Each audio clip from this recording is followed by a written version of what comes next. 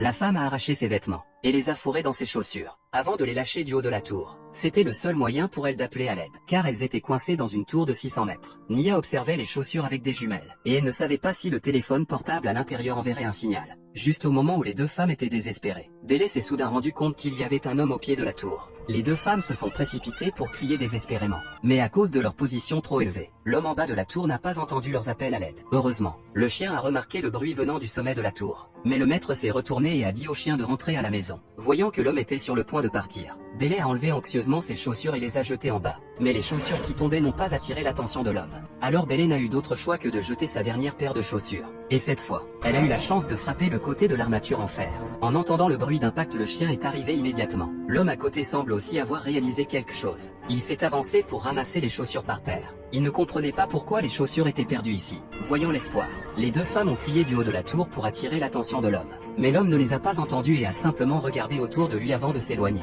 Afin de saisir cette occasion d'appeler à l'aide, Bélé a sorti anxieusement un pistolet de détresse. Juste au moment où elle allait tirer, Nia l'a arrêté. Car Nia s'est rendu compte que l'homme ne regardait pas de ce côté de la tour. Et tirer maintenant ne ferait que gaspiller une occasion d'appeler à l'aide. Nia a été surprise de trouver une caravane non loin qui semblait préparer un barbecue. Elle a décidé d'attendre qu'il fasse nuit avant de tirer la fusée de détresse, afin qu'elles aient plus de chances d'être vues. Alors les deux ont attendu au sommet de la tour jusqu'à la tombée de la nuit. Et Bélé a sorti son pistolet de détresse et s'est préparé à tirer. Mais quand elle a appuyé sur la gâchette, le pistolet de détresse a mal fonctionné et n'a pas tiré. Les hommes étaient sur le point d'entrer dans la caravane. Et si elles ne tiraient pas, elles allaient rater leur chance d'appeler à l'aide. Et Bélé a dû réessayer. La fusée lumineuse a instantanément attiré l'attention des hommes. Nia a agité son téléphone portable au-dessus d'elle en haut de la tour. Et les deux hommes au sol ont vraiment remarqué le signal de détresse lancé du sommet de la tour.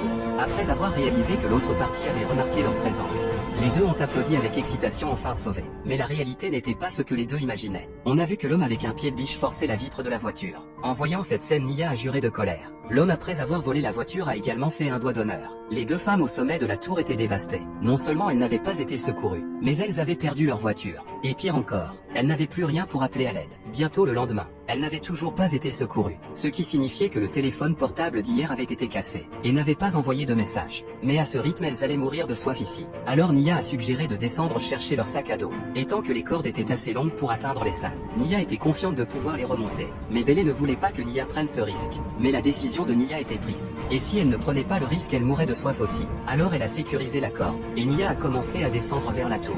Mais juste au moment où elle est descendue un peu, il y a eu un accident. Heureusement, Nia avait un esprit fort et de l'habileté, donc elle n'est pas tombée. Elle s'est stabilisée et a commencé à descendre étape par étape. En peu de temps, elle a atteint le sac à dos.